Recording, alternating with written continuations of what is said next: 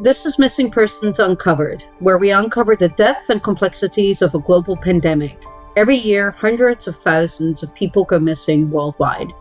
I'm Caroline Newer, a child protection expert. And I'm Karen Shalev-Green, a researcher specializing in the subject area of missing persons at the University of Portsmouth, UK. Across this series, we hope to raise awareness of this issue, discuss how societies can support vulnerable people better, and give you insight into how you can protect your community and your family. In the last episode, we talked about why people go missing and the different types of missing occurrences, discovering that there are many elements that contribute. This time, we want to focus on how people can make a report when they believe a person they care about is missing and what to expect. Charlie Hedges is a former UK police officer and a quarter of a century later works nationally and internationally to improve the way institutions handle missing persons. There's a human nature thing. I'm sure they'll turn up in a minute. We need to overcome that and just think through the situation clearly, sort of going through a risk triage process in our own heads, thinking about just how serious is the situation. Is it just they just haven't turned up on time? And then being able to explain that when you go to make the report and why you believe the person's come to harm. Is their behaviour out of character? Charlie's work led him to joining Amber Alert Europe and the European Police Expert Network on missing persons, building a network of police expertise across Europe, whilst gaining understanding and responding to risk in relation to missing persons. He talked to Caroline about how and why people should report a person missing and what to expect.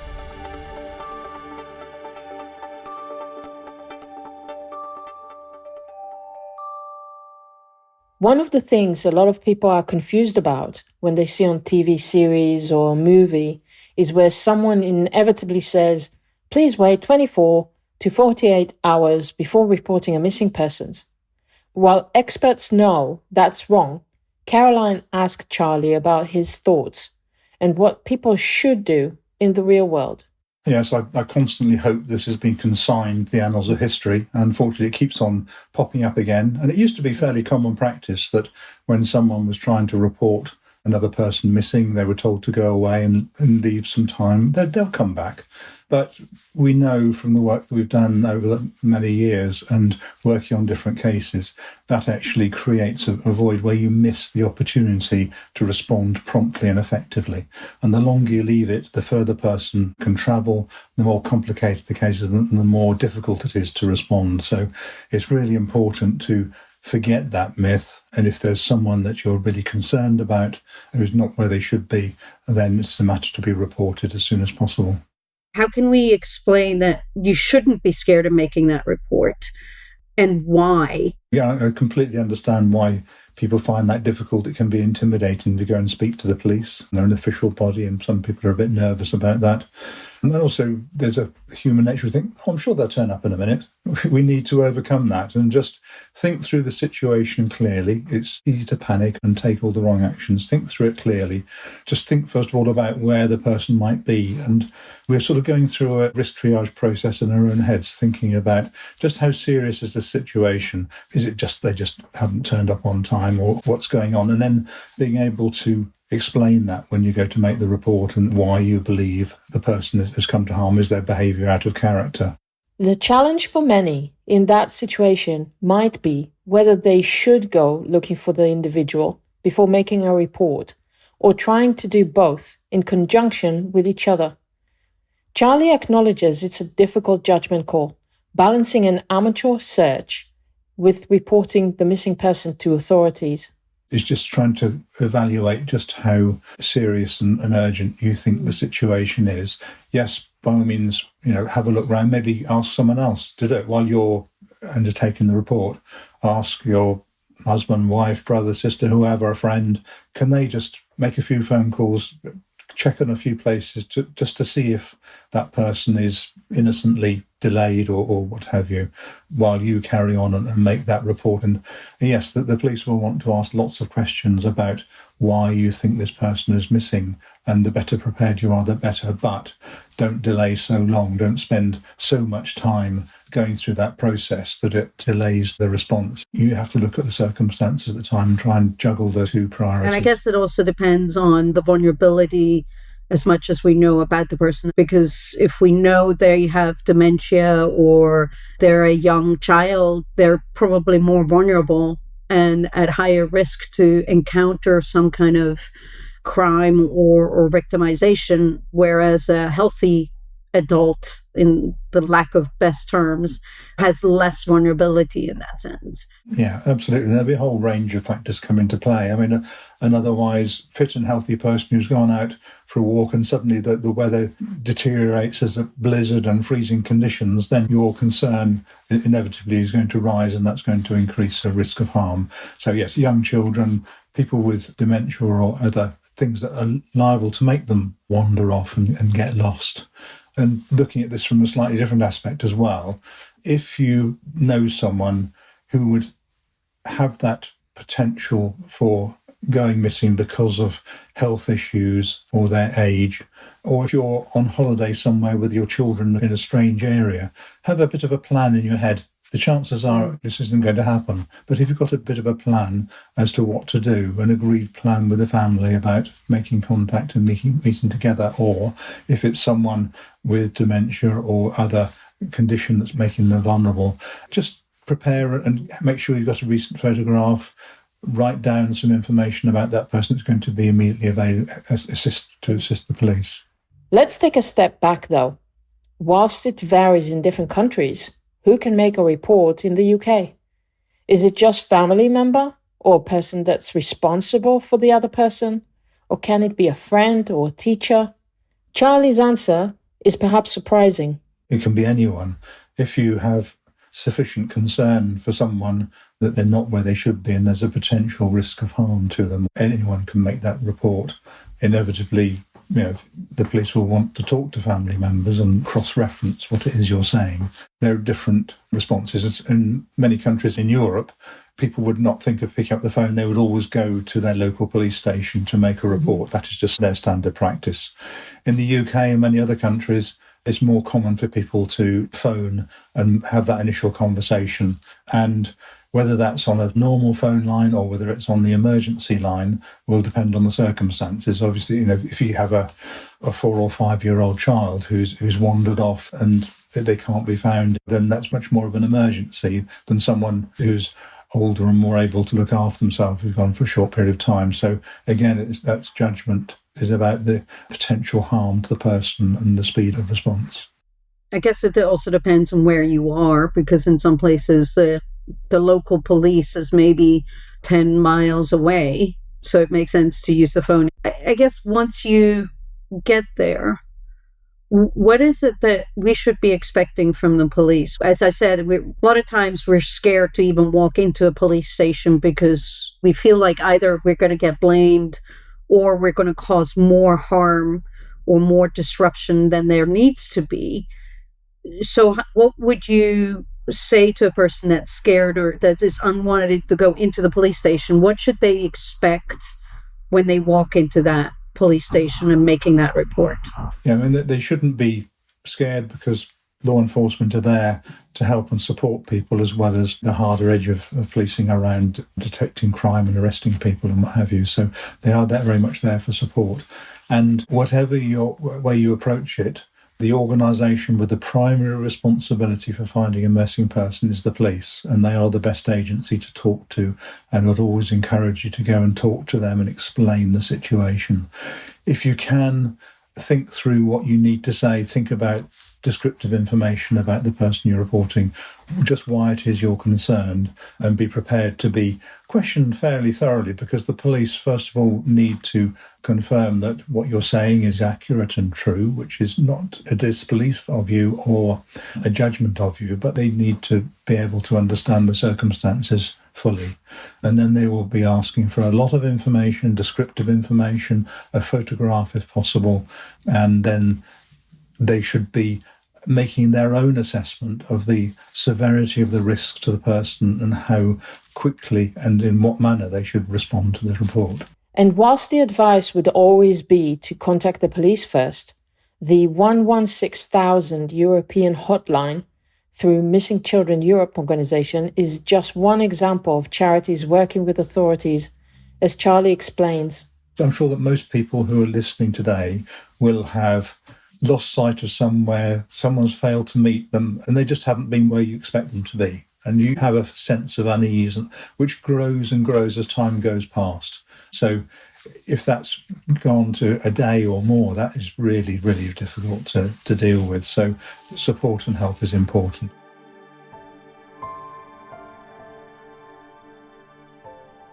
We'll talk more about the relationship between charities and the police in a future episode. But with Charlie's unique experience in the police force, Caroline asks, why do the police ask so many questions when a person is making a report? Missing is an incredibly multifaceted and complex area. I mean, you can have someone who's gone for a walk and they just get lost. Yes, they are missing, but they haven't willfully gone missing. They've just got lost, and sometimes you'll need a mountain rescue or lowland rescue volunteer search team to go out and look for them, which the police often work with that type of charity and NGO as well. They could be someone who's just life's got too difficult for them and they've wandered off and wanted a bit of space, a bit of peace. They might be running away from abuse at home, maybe being lured to the bright lights of the big city and being exploited and harmed, subject to crime. There are just so many facets to it. And that's really why it's important to start examining it early, getting involved with the police. The NGOs can provide a really helpful service by providing other information. Other agencies, social services and health can all add to the picture. And it's building that picture. And that's why so many questions need to be asked for the police to be able to understand and put all those bits together. Because not every individual involved and every agency involved will have the complete picture, but they all have a bit of the jigsaw, which you then put together. Because the critical thing is someone's missing, but nobody goes missing without a reason. And that reason might be they've got lost, or it might be for something more sinister or a whole rate. And if we can understand that, then that gives us a much better chance, of building an investigation to find them, but also finding a way to help and support them and to try and work with them to solve those underlying issues, and then hopefully they won't feel the need to go missing again. How different is the process of reporting someone missing between countries? There will be minor variations in just how things are done, but broadly speaking, it's the same response, and it's something we worked very hard to do to try and unify that, because what we should try to do is eliminate as much possible is too much uncertainty and difference for those who are reporting into the system. As part of the reporting, what happens with the information once the police have the report? In the US, you've got the National Crime Information Center, that's sort of a national database run by the FBI for all sworn police officers. And if a child goes missing, there is a law in the US that you have to make the report into the NCIC system within 2 hours. In the UK, you've got a similar system, that's the PNC. So is that similar in the sense that you have to put information in there as soon as possible? Or is that a discrepancy to the police officer? And what is PNC? PNC is the Police National Computer, which is gradually being superseded by the PND, the Police National Database.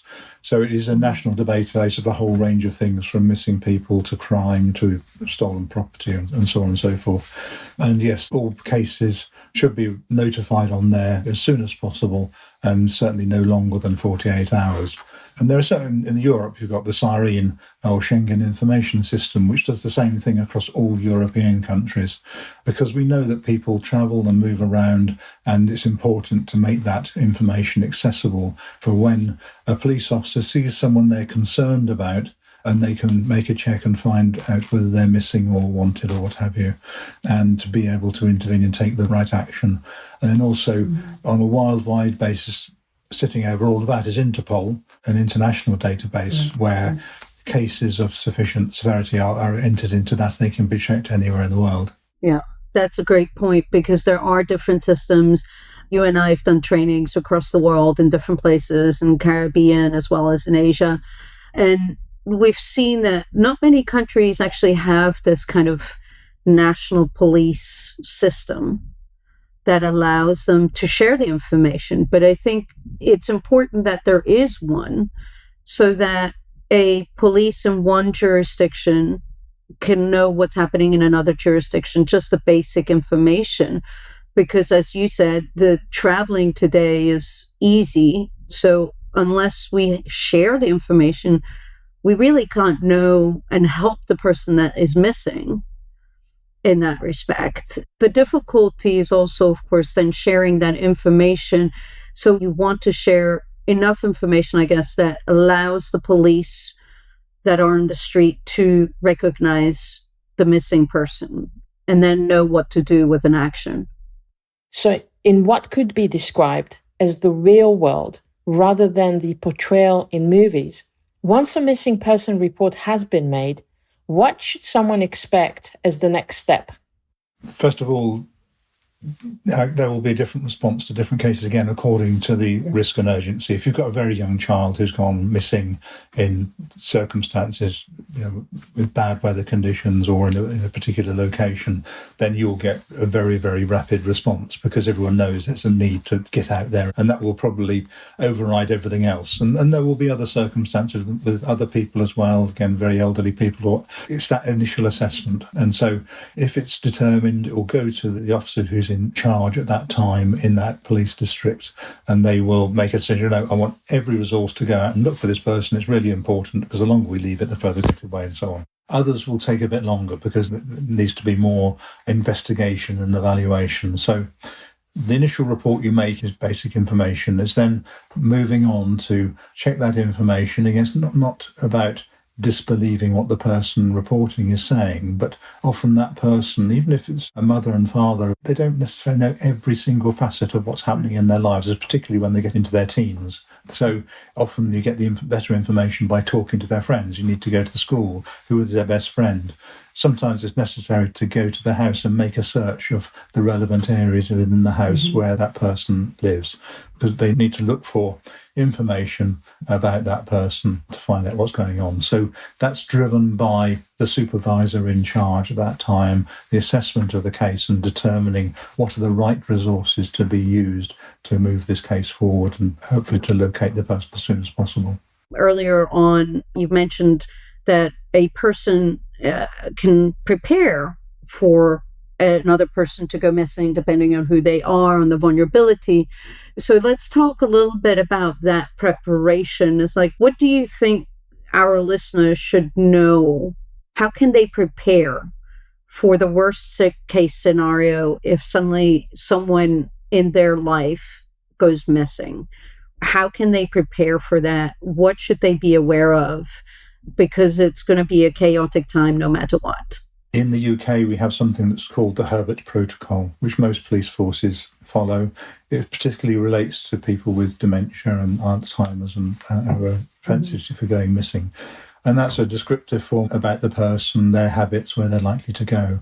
Now, that might be a bit too detailed for many circumstances, and I guess it's going to be difficult for a lot of people in a normal family setting to think about sitting down and making a file of photographs and descriptive information, lists of friends and family and what have you. So in the majority of cases, it's really just acknowledging that, yes, people might go missing, particularly if you've got young children. If you're going to a strange place, you're on a holiday, make sure that they know what to do. Agree some sort of common meeting place or means of communicating and what you're going to do. Because the worst thing is that if everyone starbursts and rushes off in different directions. It's sort of say, this is the place where we're going to meet if we get separated, or here is the place to go if you need to find me, if that is a place that either a police officer is or even just a meeting point to be able to use a microphone. Yes, if you're in a shopping centre, there'll be a security office. If you're in a big store, talk to a member of the staff. They will usually have a process in place to respond to such incidents. So the basic is just try and have a plan. If you've got someone you know is very likely to go missing for whatever reason, then the more information you can gather together, the better it is.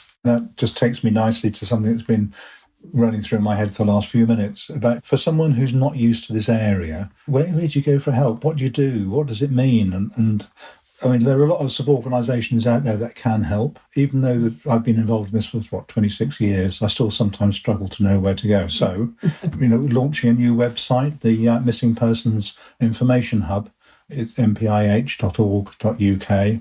That is specifically designed to be a central point for people to go to. It discusses some of these issues we've already talked about the 24-hour myth, about, what happens, and also about signposting to services as well. So if you're not familiar with it, you and I know about missing people. To anyone outside, they haven't got a clue.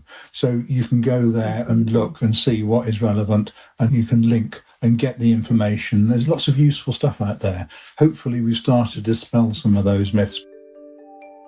The reality is that some individuals go missing more than once. What should the advice be? Should each incident be reported? We certainly shouldn't dismiss individual cases in a whole range and a series of events. I think that there's some quite interesting and complex issues around that. First of all, it's often thought that the risk is lower because they always go missing and they're streetwise. I hate that term. It actually, the reverse can be true, that the more frequently they go missing, the more confident they get and the more risky and dangerous situations they place themselves in. But it is important to report it because what it's telling us is a pattern of behaviour. If someone goes missing once and they come back and that's resolved, that's fine. But someone who goes regularly missing, there's a strong driver for them to do that. It could be 101 different reasons, but we need to delve into that and understand it.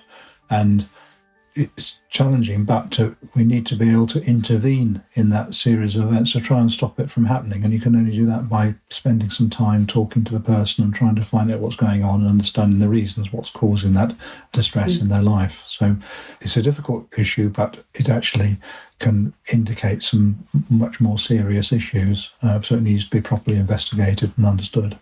Also, an important thing to take away is that if one of our listeners has someone that has gone missing multiple times, not to hesitate. The police ideally need to do something, should be doing something, and should not turn you away. And I think that's always the tough part, because again, you don't want to cause trouble by making a report that could be nothing, but at the same time, just because they went missing 10 times or 30 times doesn't mean that the 30th time something bad could happen.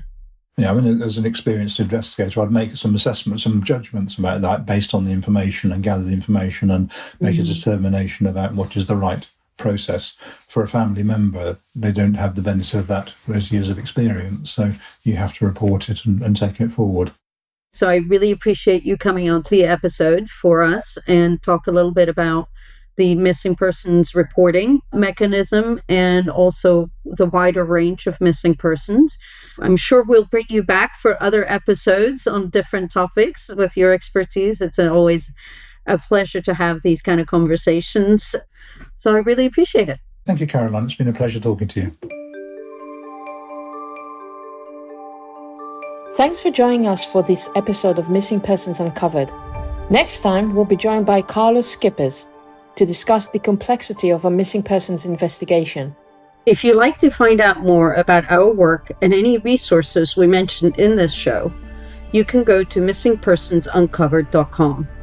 But if you'd like specific information or need help, please reach out to your local police department or national charity. I'm Caroline Humer. And I'm Karen Shalev-Green. Thanks for listening to Missing Persons Uncovered. We'll speak again next time.